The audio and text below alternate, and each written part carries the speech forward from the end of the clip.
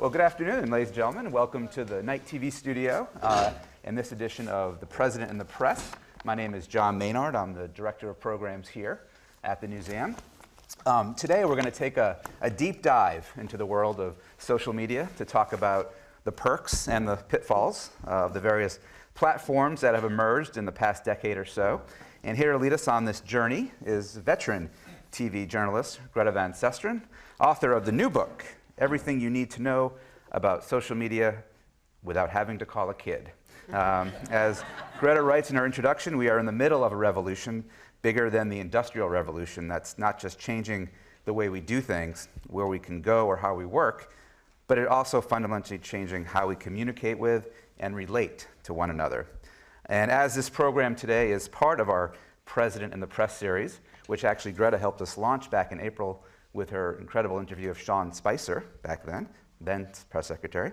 We'll also discuss our current president's use of social media, and in particular, Twitter, which he uses quite frequently. I don't know if you knew that.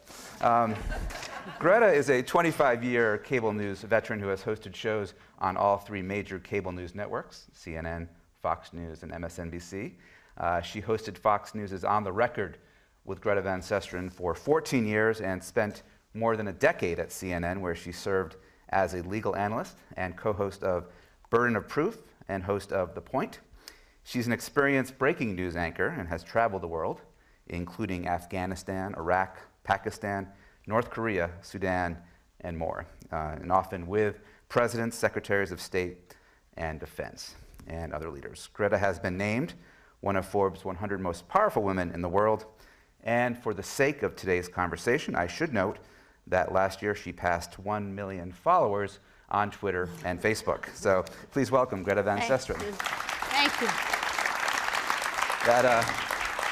That 1 million number puts my 442 Twitter followers to shame, but I'm hoping after the show I might... Most of them are yelling at me all the time, though, okay. So you might be lucky. Maybe it's good. Maybe it's good. So before we get to the book, I thought we'd start with some big news. As a TV journalist, you might want to weigh in on the continuing saga over Alabama Republican Senate candidate Roy Moore. And of course, now we have Al Franken's story breaking on Thursday. I just want to get a general thoughts from you where you see these stories going.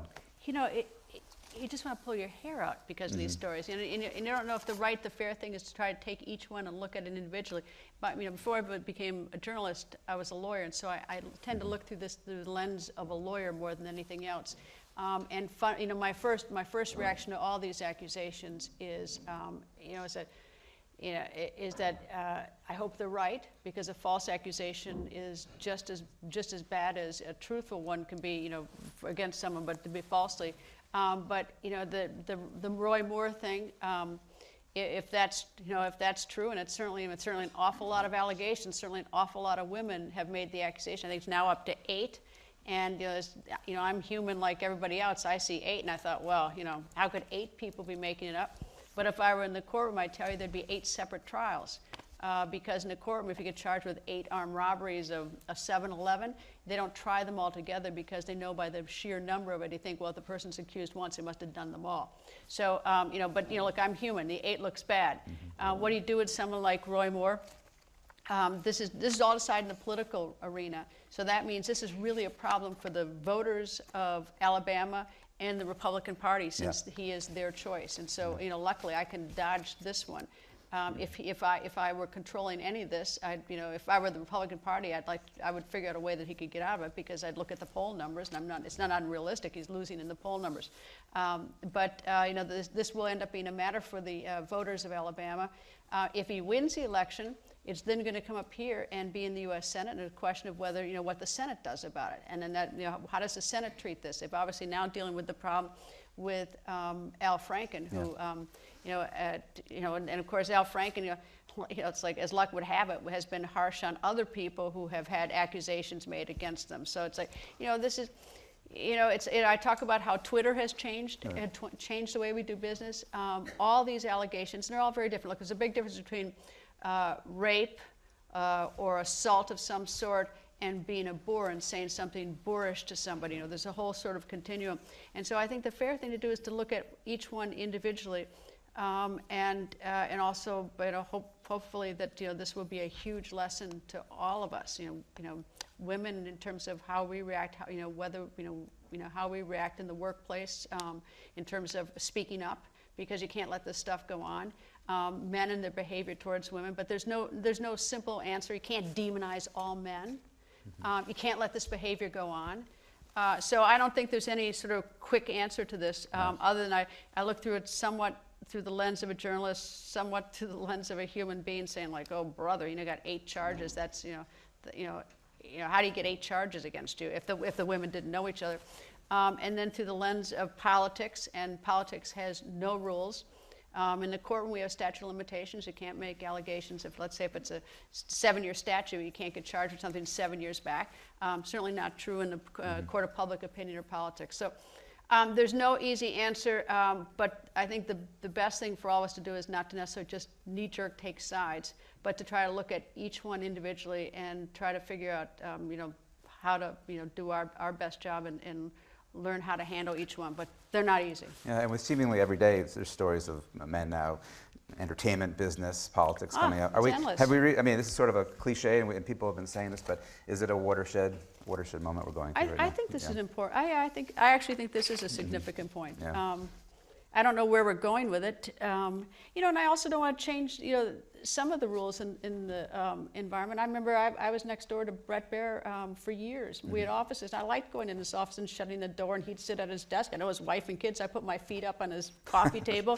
I like that. And so towards my last part at Fox, things were certainly shocking what we had learned. I think Brett would have been uncomfortable if I shut the door, but it's changing things in the workplace. I don't know where we're going, but I don't know if this is a long-term change, but I think it does have an impact. Right.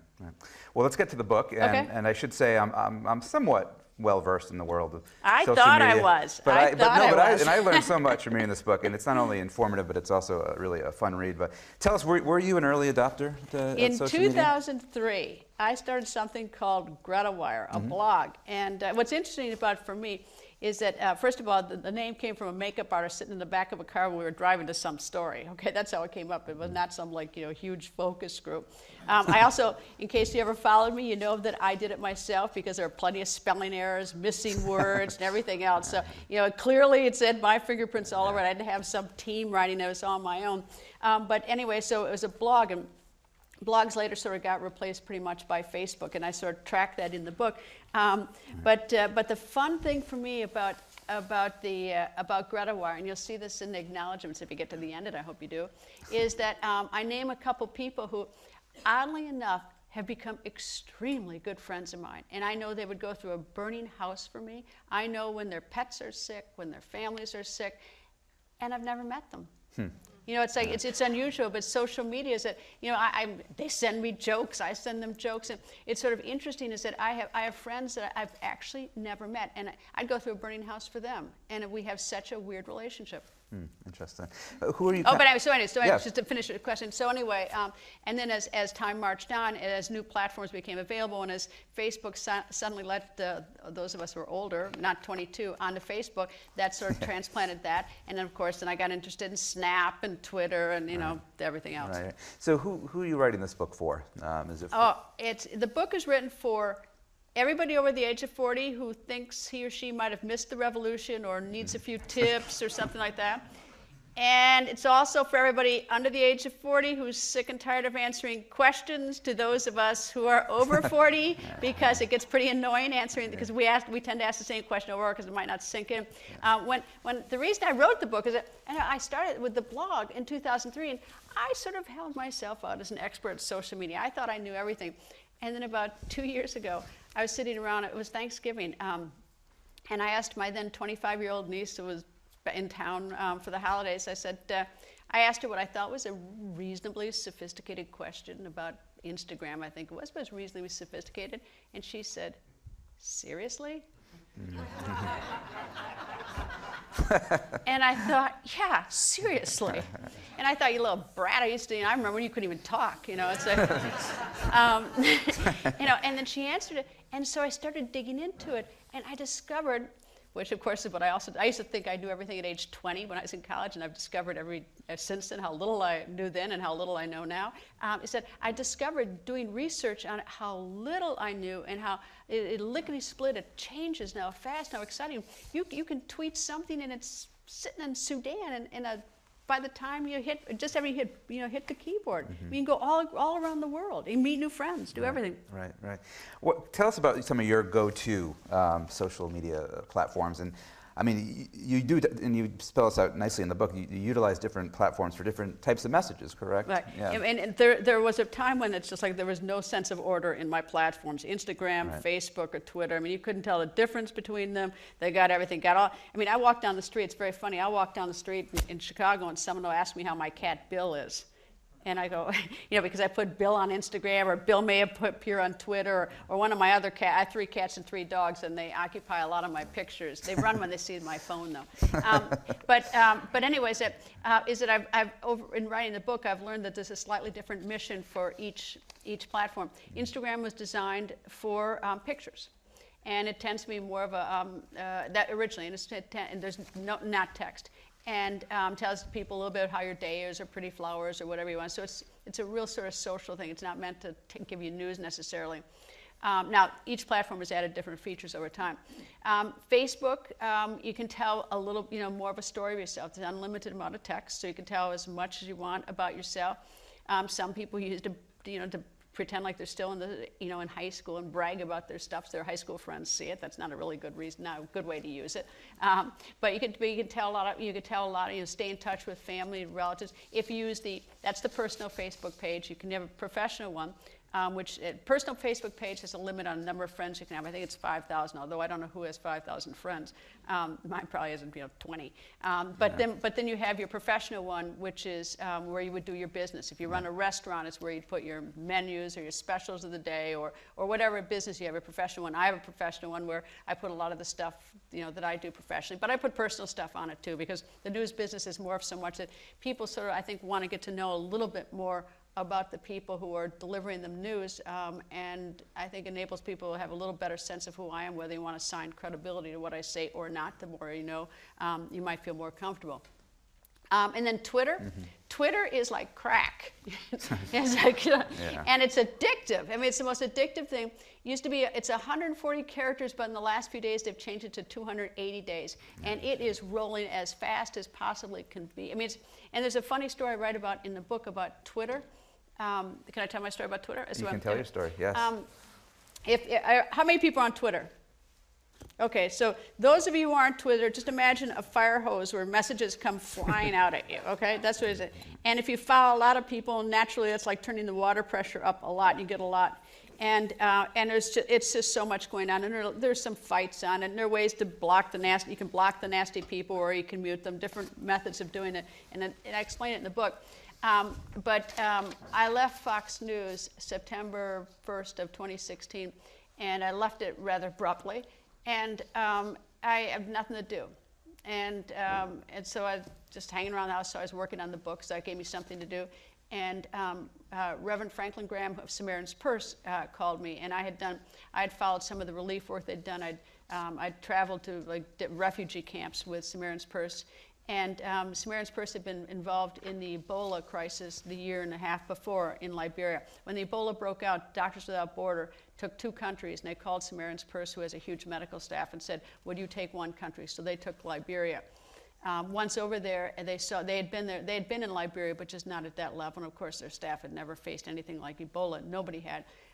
But after enduring this, and I can't begin to tell you the difficulty for the people who work for Samaritan's Purse, dealing with people dying every day and saving lives, and at risk. 2 of their people got Ebola, survived it. But anyway, they decided to build a nice hospital in Monrovia. There's a hospital there called JFK.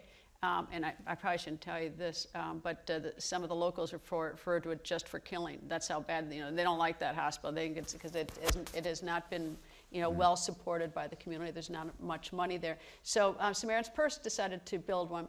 And so Franklin called me knowing I didn't have a lot to do. When you leave a job unexpectedly, there's not a lot to do. And he said, I'm going to Liberia to dedicate this new hospital we're opening there. Do you want to go? I said, sure. I mean, I had nothing to do, literally nothing. And so we're going to go in a few days. So I'm sitting there after I do that, and after I hang up, I tweet, since, like I said, I had nothing to do, so I was on Twitter a whole lot. And so I tweeted, I'm going to Liberia. And my messages roll like this, because I follow a lot of people. They just roll like that. And I get this, I see this tweet from some guy who I didn't know, and he said, could you help could you help a boy in Liberia? And I thought, I'd never even been to Liberia. And so I had nothing to do, so I clicked on his name, and then I followed him, which meant that I could then send him a private message. So I sent him a private message and said, what boy?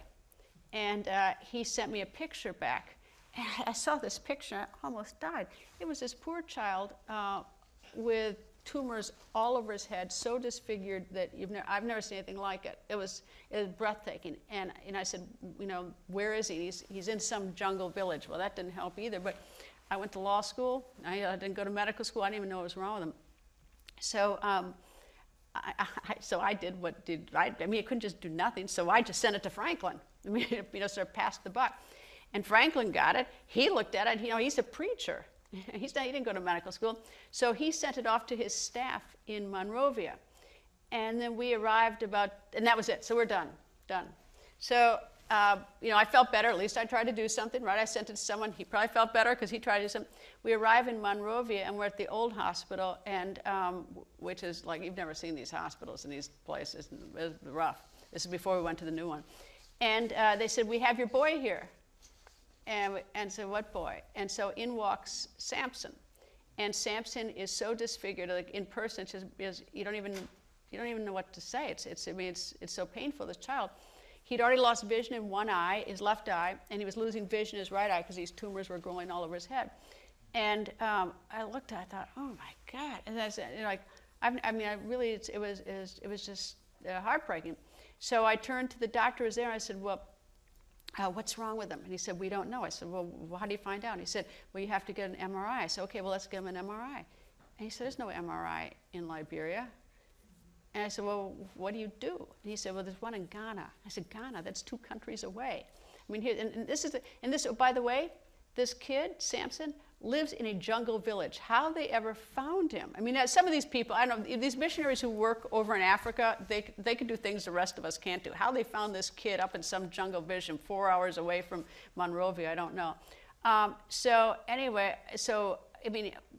we had this kid, and can't give him to another country. He doesn't have a passport. For a passport, you need a birth certificate, right? So it's like, this is like a real crisis. But we're determined to try to do something.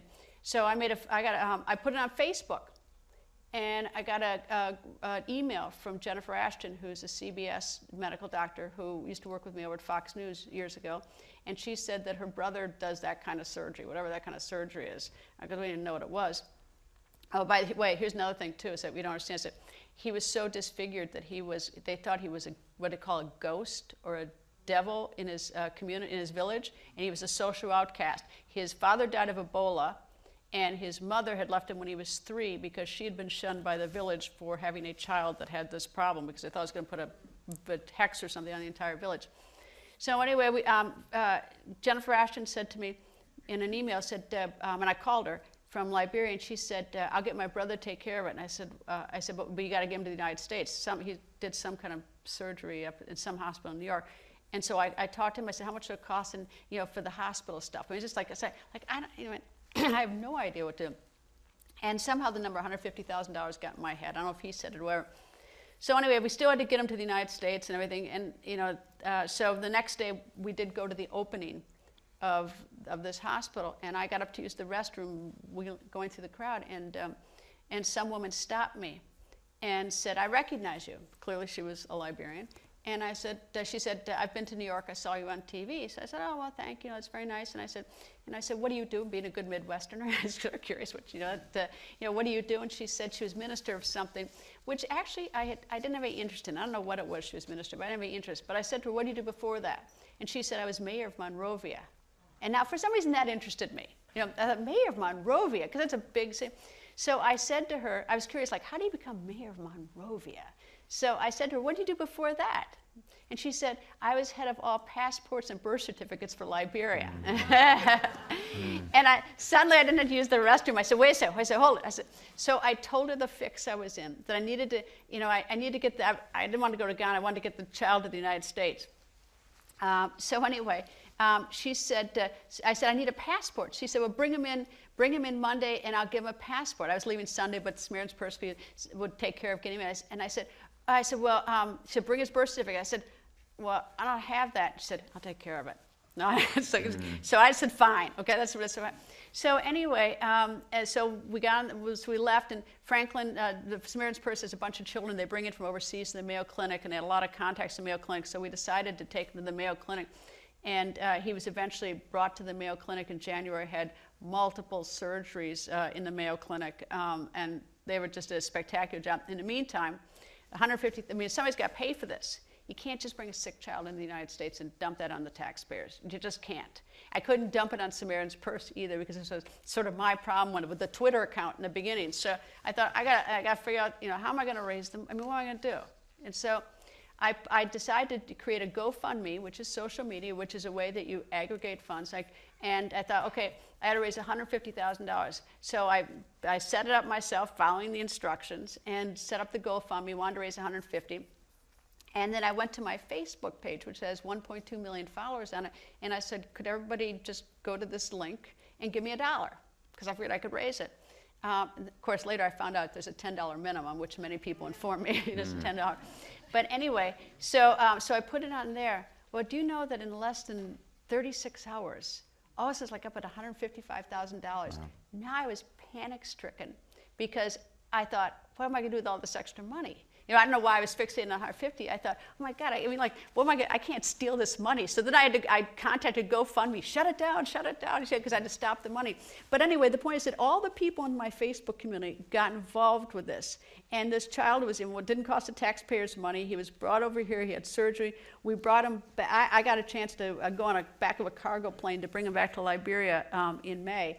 But this was all just social media, and it was all just sort of, crowdsourcing on funds. And so, so as much as you hate social media, there are these things that are actually quite spectacular that you can do on social media. Right. Yeah, use Twitter, Facebook, and GoFundMe. Yeah, it's Twitter, Facebook, GoFundMe, all of this stuff. All that work.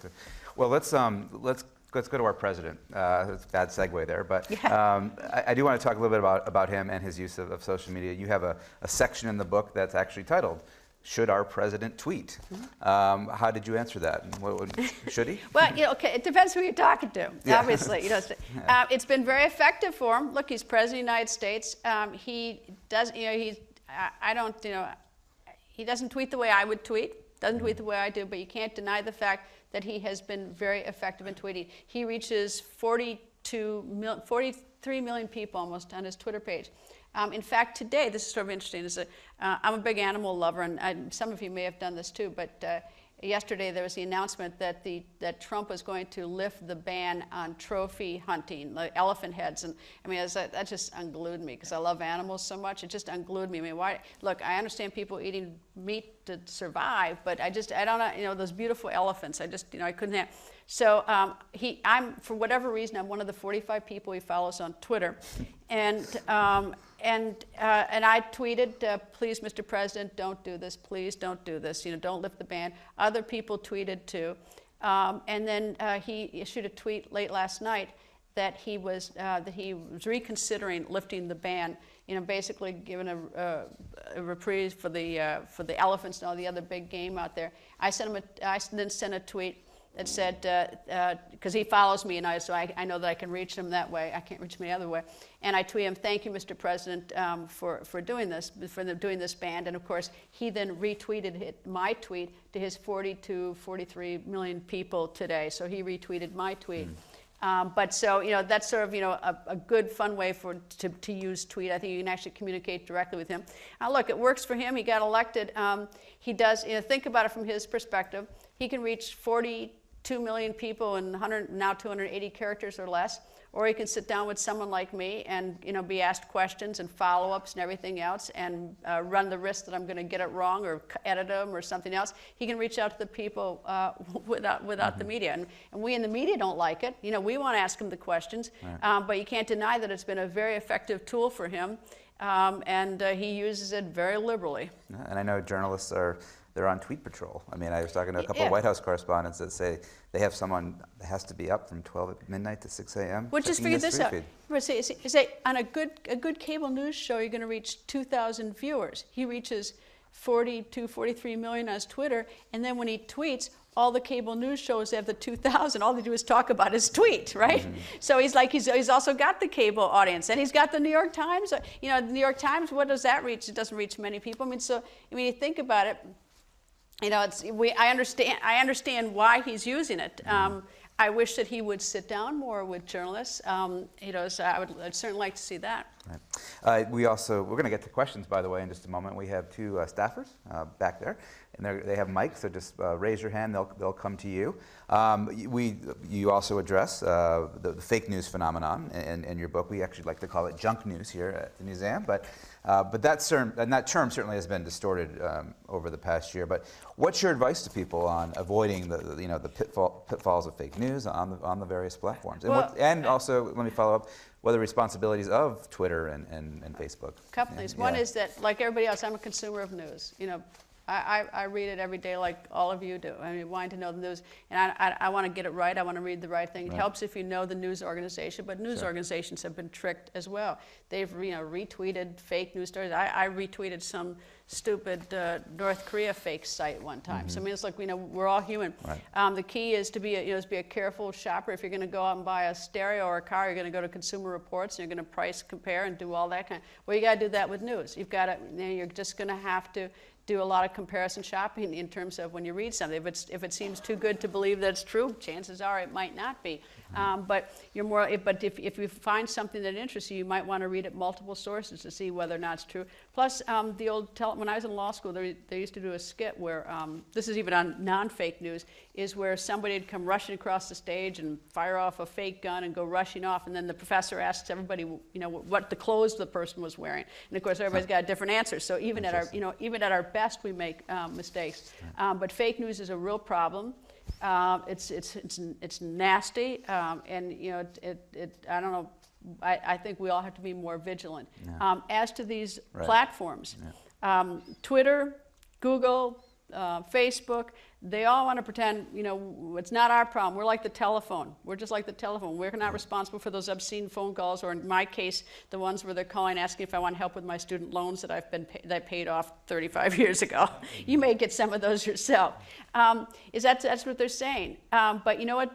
Frankly, in my opinion, they're not just like the telephone company. They're more like the Drudge Report. They're collators. They're aggregators. They're getting information and they're passing it off, and it's having an impact. They were grilled on Capitol Hill recently, and they can go ahead and keep saying that they're like the phone company, but here's the problem. This is what they have to think about, is that sooner or later people will get mad enough that the government is going to start stepping in and regulate them. They're not going to like that one at all. So, incumbent upon, I think, those tech companies with those platforms, they better come up with an idea or solution now and work on it, or else they run the risk that they're going to get some sort of regulation, which of course then steps on all issues of free press, and we're going to have that debate. They better fix it, right, or work on it. They can't do it perfectly. Work on it. Right. We had some of you may have seen Bob Schieffer was here last week. He has a new book out called Overload. Dealing with how we're all overwhelmed with the deluge of news in the digital age, and he says we're in the first trimester of this, and that it's going to take a while to sort all this out. Do you agree with Bob's? I don't like? I got another little grudge that nobody talks about.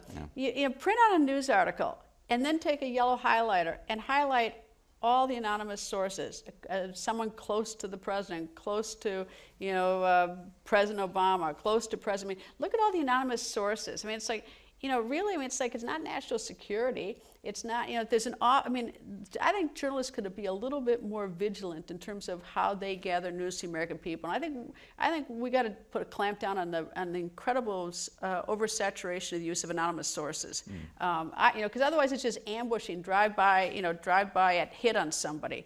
You know, I mean, obviously, look, there's a reason for protecting sources, anonymous sources, national security, you might lose a job, you know, whistleblowers. But a lot of this stuff is just gossip. And if you put it under the name of the Washington Post and not the National Enquirer, suddenly we don't think it's gossip. Mm-hmm.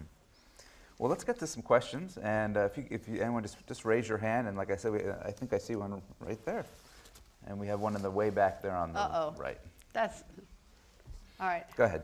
This is my husband, okay? So it's like, He'll get the ball rolling. this is high risk. Is this working? Okay. I hope not. Only if I'm lucky. Greta, you misspoke. It's 2 million people on cable, not 2,000. Thank you. Just to correct you, the husband. Thank you. Can you believe that? We'll be talking on the way home. We have one way in the back there if you get the mic there, and then we have a couple up front here. We'll start up front, and then we'll go to anything else I misspoke, go ahead, have at it. Or go home and tweet me, anonymously. Go ahead, sir. Okay. You go to back there. Hi, I'm way in the back. Okay, I do.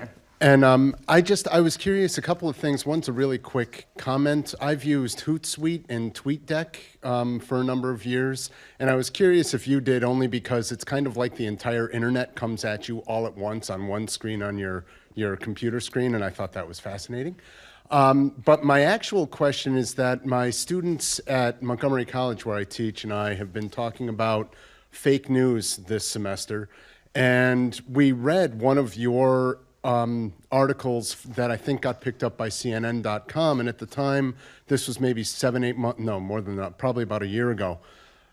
You had said at the time that you kind of blamed everybody for the fake news problem, and I was just curious if I've gotten, maybe I'm remembering it wrong, or has your opinion shifted on that at all? I don't know if I don't know if my opinion's changed. I can tell you how I feel today. I still think it's everybody's problem. And I think we're all responsible, is that we've got to be more vigilant. To the extent that we get a fake news story that somebody else wrote and I forward it to John or something like that, that certainly puts me in the chain. Look, you know, we just have to be careful consumers, and it's, you know, it's a big, mean world out there. And a lot of people, you know, some people really want to distort things or want to do hits or ambushes. Some people are just mistaken. So yes, I think we all have a responsibility in this. It's not a responsibility I want. You know, as a consumer of news, I'd rather just sit there and have everyone tell me the truth.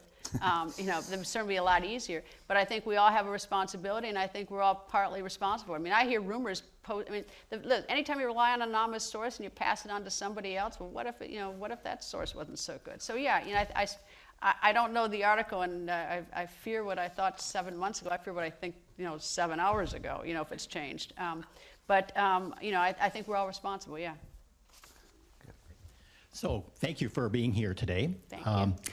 So if you could put your lawyer hat on for a moment and think about the tech industry, basically Facebook and Twitter and Apple and Google, do you see antitrust coming down the line at any point? Because, you know, you take a look at oil industry years ago and some of these other trusts that have been broken up when they've been much smaller impact on the country, but gosh, now we're at a point where these platforms have so much power. Do you ever see any kind of antitrust or anything like that? You know, that's a good question. I mean, I actually think it's a realistic possibility. You know, even if it's not eventually successful, I think that there's probably going to be some Justice Department that may ultimately go after them, and then they get locked up into litigation. Look at the years of litigation involving Microsoft. You know, and it was terrible. But look, I don't like this concentration. I don't like the algorithms. You know, I don't like the fact that I look at a camera on Amazon, I think, no, that's too expensive. And then for the next 6 days when I'm on other media sites, I go, oh, wow, there's that camera. And it's, oh, wow, there's that camera. And then I find out everyone must be buying it. Must be a good thing. And then I end up buying the camera, okay? I don't like the Big Brother algorithm aspect to it, too. So I don't know what the answer is. Now, I was here in this room the other day, and I was moderating a counterterrorism panel. And one of the people on it was a man who is a professor at Dartmouth, and he came up with a solution, a photo DNA, to try to check on how to prevent child pornography on the internet. And I think that probably they're going to be sort of different tools that get the algorithms from trying to target us from bad things. But so I think that may be coming down the road. But right now, I don't like that. I don't like the concentration of power. I don't like the fact that that Google and Facebook have all of it. But maybe Facebook has to think like AT&T, because they are like a telephone to that extent. I think we have a question on this side. Yeah, get the mic to him. Great. Hey, Greta, how's it Hi. going?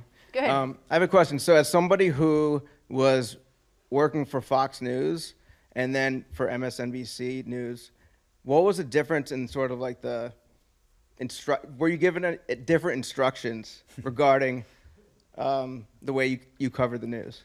Let me just say this, is that no one at Fox News, contrary to what everybody thinks about Fox News, ever told me what to say, except one instance, which is sort of peculiar. And that was Roger Ailes in 2004. And he's a Republican who was the campaign manager for Bush 41's campaign. And this was 2004, and I was walking into the DC bureau. He worked in New York, so I think it's the only time, maybe one of two times in the 14 and a half years I ever saw him in the DC bureau. And as he came out through the glass doors of the bureau, I was going in, and he pointed at me, and he said, "Don't you report that Howard Dean's son was arrested for stealing beer." Now remember, Howard Dean was a candidate for president, and he was a Democrat. So I said, I wasn't intending to, but why? Because he said, because every kid does it, and you'll ruin his life. So the only time I got influence from above at Fox News was for that one instance. So I will say that that Fox News was very good about that. As for I'm not sure I have such favorable things to say about other instances, but I'll leave it at that. So just to, I'm off. For MSNBC, can you just comment on that? No. Okay. Thank you. Go ahead. Right here. We have a, yep. I've sort of a double-sided question. Notice also I'm not there anymore. Okay. I wonder if, in your sense, the media companies themselves ever start thinking, we're reacting to the news, we're not leading the news, we're not directing the news. We've got, everybody swinging over to follow the president's Twitters, to the point that you're almost covering only the loudest voices. And I sometimes have to go to the BBC or other countries' news sources just to get something other than what we're listening to on the news. The speed of news has increased dramatically. It's almost like Twitter. It's like I think we probably had more time earlier in my career, in the beginning, before we had all the social media, to have more thoughts about what we were doing every day. But at every news organization I've been to, is that you really were concerned only about your hour, and because it's cable news, you were concerned about what was breaking then. It was instant. So it tended. So there wasn't any sort of great thought, except that you tried to be responsible to the facts. And be fair to whoever you're reporting on. It's interesting. I've had this discussion with a lot of people recently. It's like, is it time for a new business model in the news? With corporations running news, these big corporations, they have duties to the shareholders, fiduciary duties to the shareholder. They can't just spend money crazy. They're interested in the bottom line, which they have to. On the other hand, when you're interested in the bottom line, you're keeping your anchors in the studio.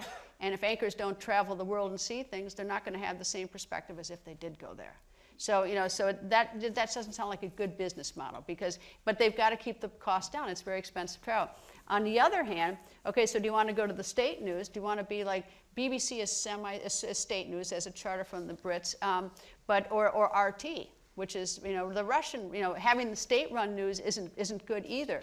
I've been sort of knocking my head against the wall thinking, is there some sort of new business model that is good for the consumer of news, so that the American people are informed without sort of the financial pressures on it, without it being state-run? And I've yet to come up with that solution. But I think that's a good discussion we ought to be having on how we do that. But in more direct answer is that I think if you go to any news organization where I've been to, whether it's CNN, Fox, or MSNBC, everybody pretty much tries to get it right, but there's under so much pressure. I think we have a question in the second row here, but why don't we go with you here? If you could bring, but you go ahead. Yeah. Hi, I was wondering what your thoughts are on the potential mergers nationwide with AT&T Time Warner, And then on the local broadcast front, Sinclair and the possible Tribune Broadcasting merger. Let me talk first about the Sinclair broadcast merger. I know a little bit about. I know everybody involved in all these things. So it's is that the criticism of Sinclair is that they're going to become so big, and that they have a conservative viewpoint, and that they would somehow influence the discourse in the country. I'm a little bit surprised at that, because to the extent that it is conservative, there's an awful lot of liberal to balance it out. So that doesn't really bother me. If it were the only news organization, I'd be more concerned with having that discussion. But there's enough information out there that the Republican, Democrat, conservative, liberal, whatever, there's so much to choose from. There's such a huge menu to choose from that I'm not worried about that. I know that the competitors don't like that, but I'm not worried about it. And it also depends on who works at these places. Are people, are there independent-minded journalists who are going to do their jobs so that it doesn't matter who sort of the management is. As to AT&T taking, and Verizon is another example of taking over these media companies. I fundamentally don't like it because I don't like concentrations of power so much, and you think, but they're looking at it sort of from a purely economic standpoint, that they need content because they have this huge delivery system, because people they're no longer the telephone company, they're delivering things across smartphones, they're streaming and doing all these things.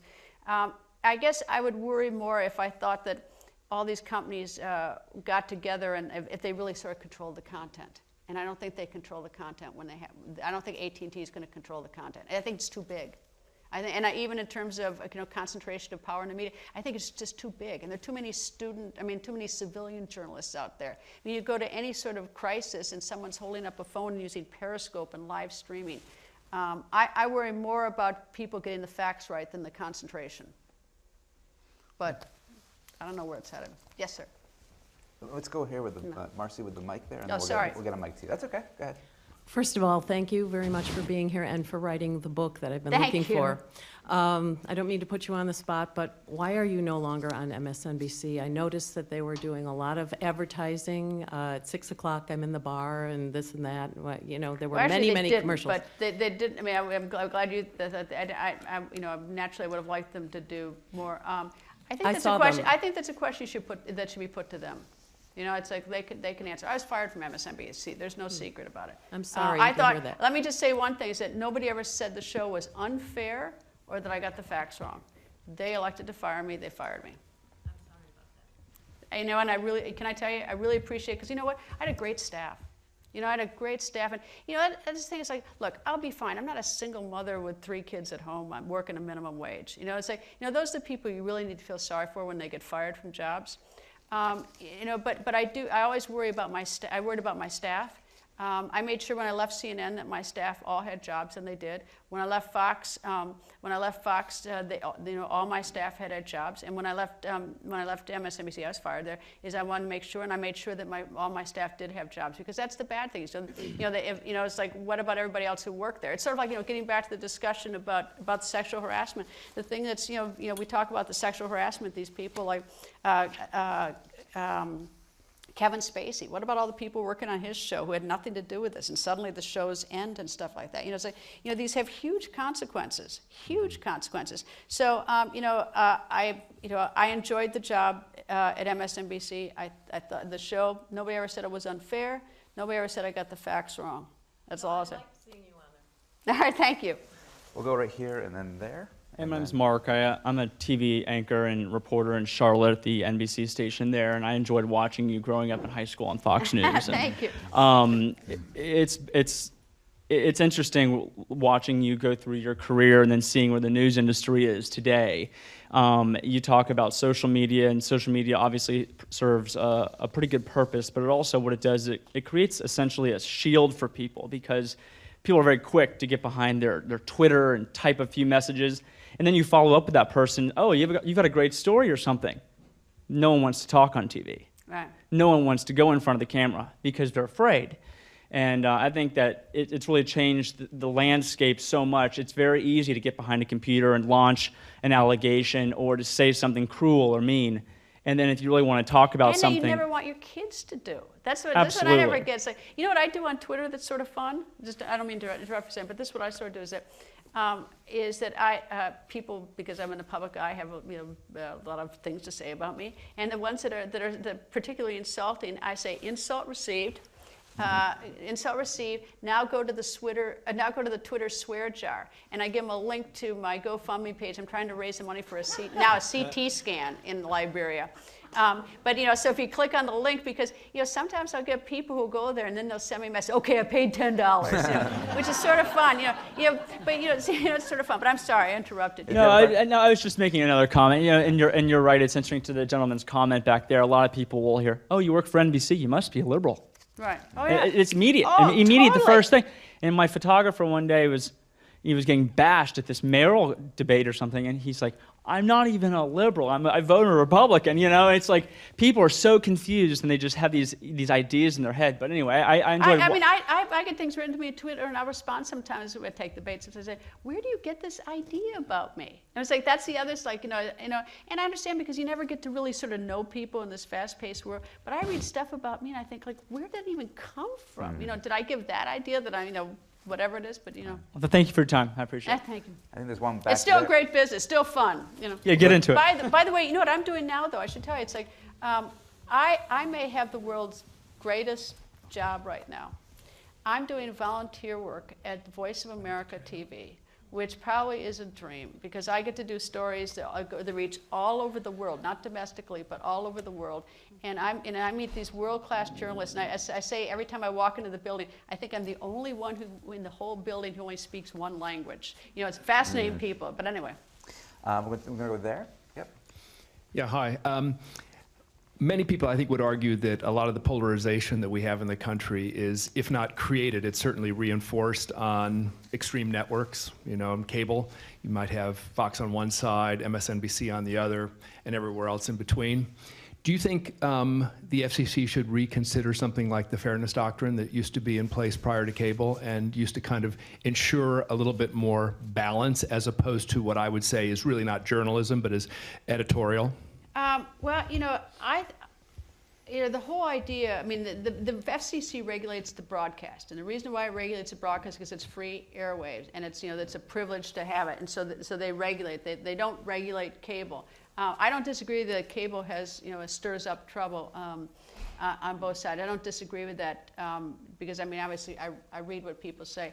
I think one of the more interesting questions actually is NBC. Take a look at NBC. Is that NBC is regulated by the FCC, and MSNBC is not because it's cable. Yet people on MSNBC are all the time on NBC, and there really is I always thought to myself, sooner or later the FCC is going to come down on them for that because they're really, CNN doesn't have a broadcast network, Fox doesn't have a broadcast network that does news. So, but I think that's journalists we don't like regulation. We don't like regulation. As to management who has to deal with those questions, I wouldn't be surprised. And look, politics has different rules and everything else. Somebody gets mad. Democrats get mad. They go after the Republicans. Republicans get mad. They go after Democrats. But I wouldn't be surprised with sort of the outrage right now people are having towards journalists that there isn't some sort of effort. But I have always wondered sort of that blurred line between MSNBC and NBC, and that's not just because I was there and they fired me, but that's just my thought. I think we have time for just a couple more questions. I want to remind folks we're going to be, Greta will be signing copies of her book right after this, and you can also purchase a copy right outside the studio. So back there, yes. Ms. Van Susteren. Yes. I'd like to get back to Twitter for a second. Okay. You certainly seem to have the ear of the president. I do. He follows 45 people. Can you believe it? It's like, I don't know why he follows me, but very impressive. But my question is, if you do have his ear and we hear about fake news all the time, do you have any kind of inkling about whether he actually believes that? I have no idea. It's like, look, the only time I've ever actually, I had one conversation with the president, an odd one, that wasn't an odd. I'll tell you about it if you want. But when you see me talking to him, it was always when I was interviewing him. I have no inkling about that whatsoever. None. I mean, look. I'm like you. I'm guessing it. You know. Yeah, I'm going to take a question right here because you had your hand up for a while. But go ahead, just yell it out. Yeah. And then we'll go back there. Okay. We're going to do this right here for yeah. Sorry. Yes. I have a tremendous amount of respect for you and the work that you did on the Natalie Holloway case. I'm not finished. I didn't think you were, and I do appreciate it. I think it affected a lot of people across the world. Thank you.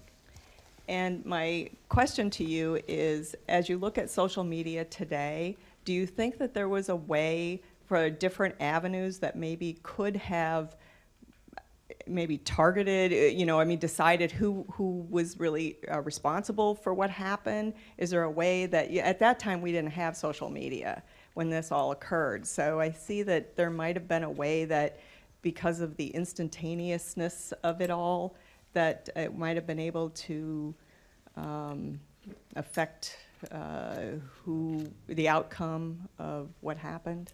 The question is about Natalie Holloway, and the one thing that, just parenthetically, that bothers me about the news business is that we sort of parachute in on cases, and we get to know people, and then we sort of leave, and it always seems so rude to me. I try to keep a list of people that I call periodically, just to stay in touch with them, because I don't want to use these people. And Natalie Holloway case, it's more than that. I've stayed on the case. I'm close to. I every 6 months or so, I'll call Beth Holloway, and I stay on the case. And the question about whether social media would have had some impact, I don't know if it would have, but it opened my eyes to this, and I hope that we all sort of learn from these stories. Is that I had no idea. This is what I think happened. Let me just tell you. And this is just as my guess, okay? I mean, it's impossible to know. But I've interviewed Joran van der Sloot a number of times. I've chased him to Thailand. I spent, I left Friday after a show. I went to Thailand, spent 2 days staying up all night with him, 2 days in a row, and then left and had no sleep and was back on the air, and nobody even missed me here in the United States. So he's told me so many stories. I've interviewed him so many times. But the thing that I learned from it is the level of human trafficking that comes through that corridor. I mean, I had no idea. We have human trafficking in this country. I mean, it's just wild. I mean, how can that, it's stunning. And the thing is that Joran van der Sloot, this wasn't a sex crime. This wasn't a girlfriend-boyfriend crime. The guy's so money motivated. That's all. I've never seen anything like it. It's interested in gambling. I've never seen, even the woman that he did murder, it was over a gambling thing in his hotel room in Peru. It's just money and gambling. He doesn't even mind prison, by the way, because he can do laptop gambling in prison. It's stunning. But anyway, the story opened my eyes, and it doesn't really answer your question, but as to human trafficking in this world and in this country. The numbers are absolutely staggering. I don't know if social media would have made any bit of difference, because that young woman was dead or sold within an hour when she left Carlos and Charlie's. But you can't even imagine. You read these stories and you think, oh, it could never happen to me. And I've met parents since then where it did happen to them. The destruction to a family when a child vanishes, and just vanishes or is dead. It's just, and the thing that always bothered me about the media is that I think sometimes we appear heartless and we're not. We appear heartless because we move on to other stories. And we can't manage every story, and we can't follow every story, and it all costs a lot of money. But if I had a magic wand, I wish we could follow through on the stories and certainly get answers for these parents. But Joran van der Sloot sits up in a prison in Peru, and it's 5 hours from an airport, by the way, by car. I track this stuff all the time. And a dangerous 5 hours drive. But I think that for the right amount of money, that he would give corroborating evidence. But as a journalist, you can't do that. Last question. Yeah, back there. over here. Yep. If you could just use your crystal ball a bit in the context of social media and think ahead to our next presidential election, and how do you see this playing out with social media, given the experience that we've had with this past election? Ooh, that's an interesting question. You know, I'm big on manners, so I'm hoping that the next time we go through is like a little better manners, and we get it right. It's like, you know, it's like I'm not very much persuaded when someone's like taking a swing at somebody, and it's, you know, it's sort of interesting. Like, you know how if you think back, I mean, obviously there's a long trail between President Trump and the media leading up to the inauguration, but you know, we had the worst. I mean, the inauguration day. Think about this. An inauguration day, we got, you know, the president, the Trump, and the president and the media. They're at each other's throat. Two terrible things happened that day. Not real terrible, but actually they're terrible. Is that, number one, President Trump gets consumed with the number of people in his audience. It's like on the mall. Consumed. You know, it's like whether he had, you know, the biggest crowd ever or whatever. Not, you know, like really, Wayne, why do you get consumed with that? I mean, that was just like dumb, right? Totally dumb. Well, the media did something totally dumb that day as well, is that the pool reporter who walks into the Oval Office with the President of the United States and pool reporter sends out a notice to everybody else what he sees, because we can't all be in there, so he or she was around, sends out a notice that President Trump had removed the bust of Martin Luther King. Okay, well, he hadn't. He did the reporter just missed it or whatever, and he later sent out an apology. But it was like that just like was like there was like a declaration of war between both. I mean, like then, because that was basically sending a notice out that the president, I mean, getting rid of the bust of Martin Luther King in the Oval Office on your first day. I mean, it's like terrible. So I mean, like that was the first day. That's how we started. That's how it started out. You know, and it's almost like nobody sort of, you know, waved the white flag and say, okay, we got business to do here in the country. You over here, you show good manners and lead, and you over here get it right. You know, but we can't, for some reason, we can't get there. Right.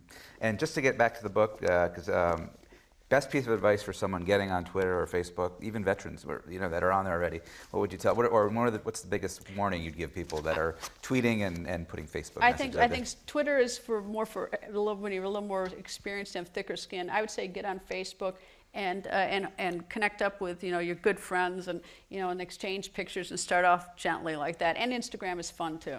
Right. Okay. The book is Everything You Need to Know About Social Media Without Having to Call a Kid. Greta von Susteren, ladies and gentlemen, thank you for joining us. Thank you. And if we didn't get to all your questions, I apologize, but I'm sure Greta will be happy to answer them as she's signing books outside. Thank you. Great.